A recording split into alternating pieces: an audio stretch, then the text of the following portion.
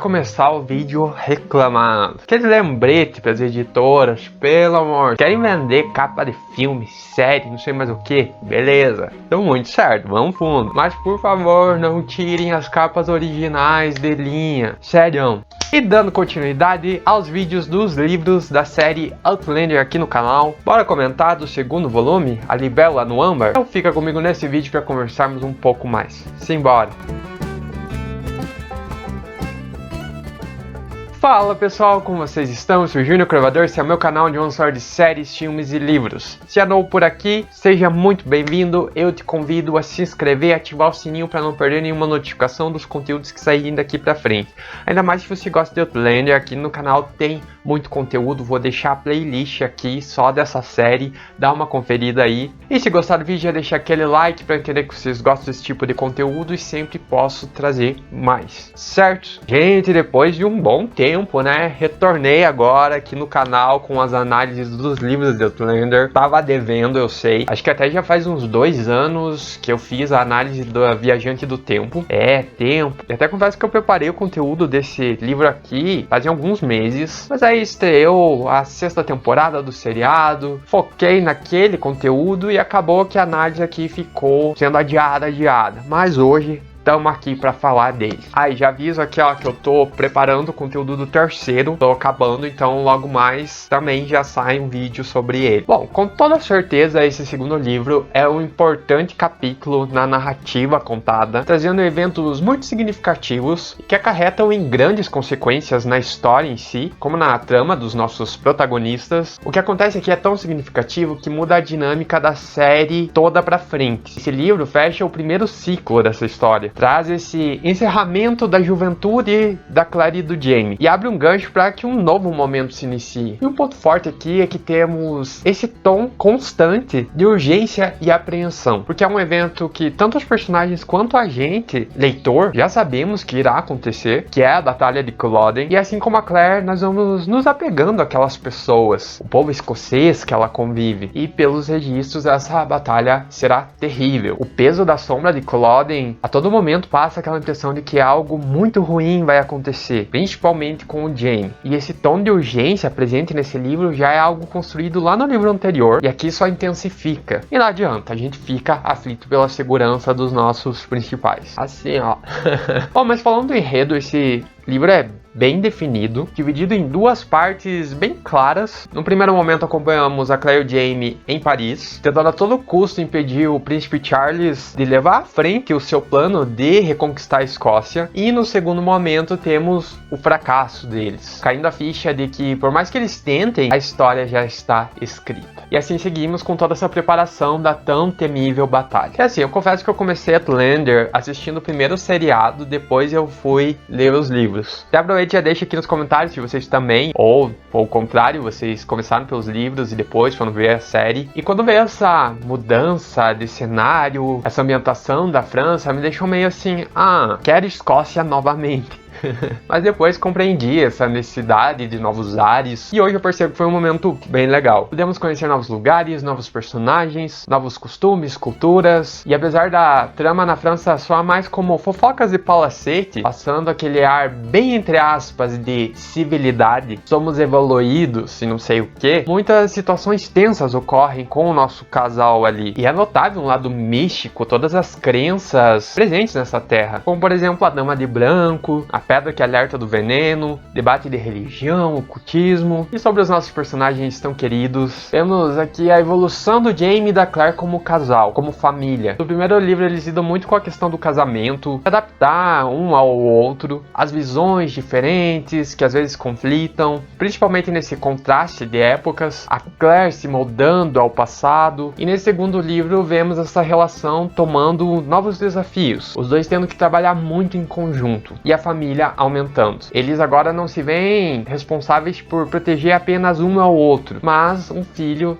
na primeira gravidez da Claire. E é interessante essa questão da gravidez, como antes era complicado ter filhos, era bem arriscado engravidar, a falta de equipamentos e a própria Claire sujeita a isto, sendo que ela sabe que há muito mais recursos no futuro e poderia ter uma gravidez bem mais tranquila e segura, correndo aqui um risco imenso, que quase a matou. E com a perda do bebê também vemos essa quebra da relação do Jamie e da Claire. Tudo que eles construíram até aquele momento morreu com a filha. Uma vez que na visão da Claire, o Jamie preferiu a vingança do que ela e a criança. Vamos colocar assim, esse foi o sentimento. E foi a grande primeira ruptura, decepção que ela teve com ele. E foi um momento tenso. Acho que o mais decisivo na relação dos dois. Mas claro, os dois acabaram se resolvendo, compreendendo um pouco mais o lado um do outro. E nessa questão de filhos também nos é apresentado o Fergus, que apesar de ser um jaguar, a gente adora ele. É arteiro, piá, como eu disse, né, minhas tias, dá um dozinho dele. E o Fergus muda bastante, né, a gente vê aí pra frente, quando ele tá adulto, a personalidade, ele fica mais tranquilo. Mas a questão é que o Fergus também assume essa figura de filho, alguém que eles precisam proteger, tomar conta, mais um membro que entrou pra família. E traz essa noção, filhos não são só de sangue, família é quem a gente escolhe. E já que comentei da vingança do Jamie, vamos comentar do Jack Randall. Claro, não podia faltar o homem aqui, né? Maior vilão que essa série já teve e jamais será batido. Acho que não adianta, todo mundo concorda com isso, né? E esse livro foi aquilo. Tá tudo acabando, então vamos ter os últimos esforços de geral. E assim vemos a saída de vários vilões importantes, como Cedric Han, os irmãos Mackenzie, que não são bem vilões, mas em certos pontos da trama agem como uma figura antagonista para Claire e o Jamie. E claro,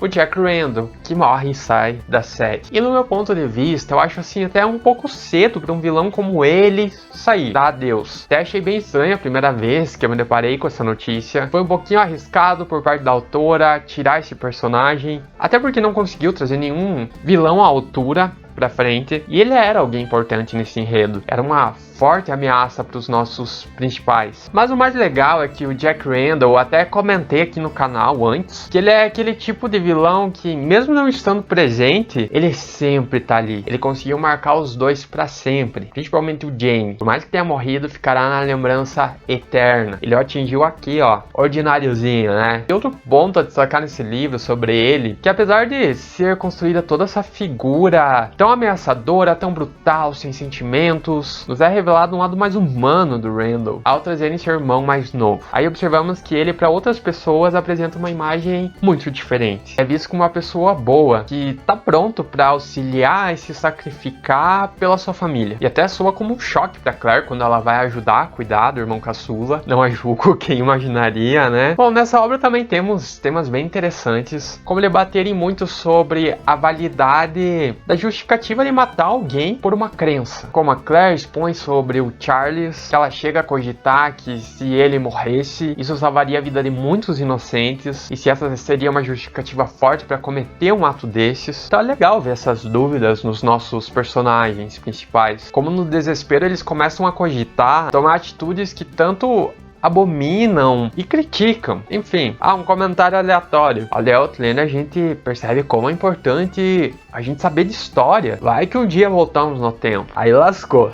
Bom, agora como eu sempre faço nos vídeos de livros de Outlander, eu sempre vou lendo e assistindo os episódios equivalentes e fazendo algumas observações do que eles alteraram na adaptação. E assim, como sempre, a série TV tá impecável. Foram poucas coisas que eles modificaram. Alguns detalhezinhos, trocaram a ordem de alguns acontecimentos, antecipando um evento aqui ou jogando outro ali pra frente, mas que no fim não foge da temática principal. Quero destacar apenas alguns acréscimos, detalhes que o seriado inseriu e que não tem no livro. Ele é um toquezinho especial, como na parte do enterro da criança, o primeiro filho deles, o Jamie colocando a colher de presente no túmulo da filha, por uma parte da Escócia ficar com ela. Achei bem significativo e ficou mais emocionante do que aqui no livro. Me emocionei naquela cena. Também aproveitaram melhor a relação de amizade do Angus e do Rupert, e quando ele morre é pesadíssimo, porque eles eram a alegria, o humor ali, e dá muito dó porque torna as consequências da batalha de Prestopans mais pesadas, e nessa batalha a série também ampliou a parte do treinamento dos homens, que eram apenas fazendeiros, nunca tinham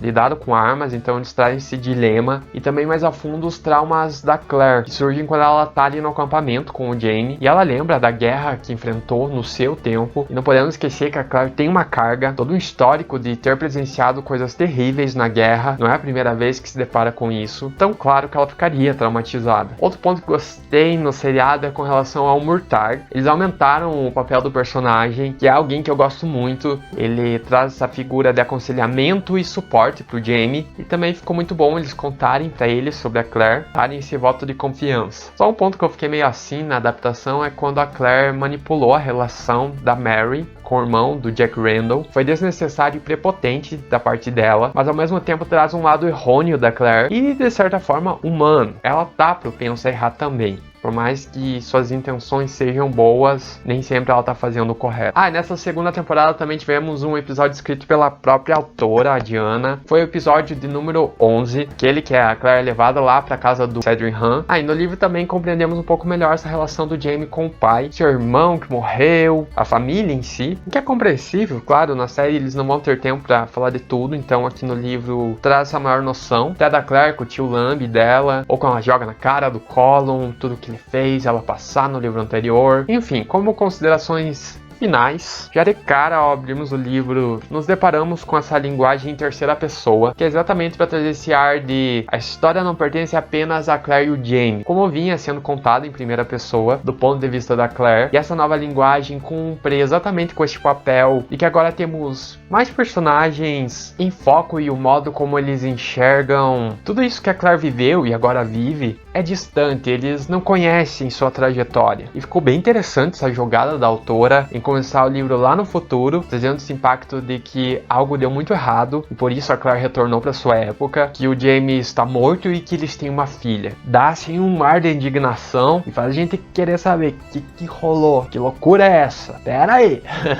Dá uma raiva assim, inicialmente a gente pensa que dó deles, não acredito, mas depois vai processando e compreendendo melhor. No meu ponto de vista, o início desse livro vem com um tom mais monótono, um pouquinho mais arrastado para nos ambientar ali em Paris, então dá para entender a autora trazer isso, essa rotina, como aconteceu lá no final do primeiro livro. E assim que eu posso dizer, eu gosto muito desse segundo volume. A história continua assim no mesmo nível de A Viajante do Tempo, mas eu confesso que ainda tem um carinho mais especial assim pelo primeiro, um apego com todo aquele intensivão da Escócia, aquela terra com ar mais místico, mais perigosa, enfim, eu amo isso. E aqui já não teve tanto, mas não é por isso que vai desmerecer a história, mas questão do meu gosto mesmo. E pra finalizar também quero comentar do título, eu acho muito legal a libélula no âmbar, ele sugere inúmeras interpretações, a própria Claire pode ser representada como uma vida, no caso libélula, presa no tempo, estando no futuro, mas querendo voltar pro passado, a vida a qual de fato significou para ela, ou também representa suas memórias intactas, seus vivos sentimentos preservados de um modo que nem o tempo apaga, nada altera como a libélula presa na pedra, enfim, inúmeras possibilidades, viajei aqui até. E como eu disse no início do vídeo, esse é um livro de finalização, fim de ciclos e deixa um fio de renovação, ou seja, o restart da série. Mas vamos falar disso aqui quando for comentado o terceiro volume, que não vai demorar para sair, então fiquem ligados aqui no canal e já aproveitem e deixem nos comentários. Leram os livros de Outlander? Qual é o preferido de vocês? O que tem a dizer sobre o segundo aqui? Comente. E eu vou ficando nessa, um grande abraço, se cuidem, até a próxima e tchau!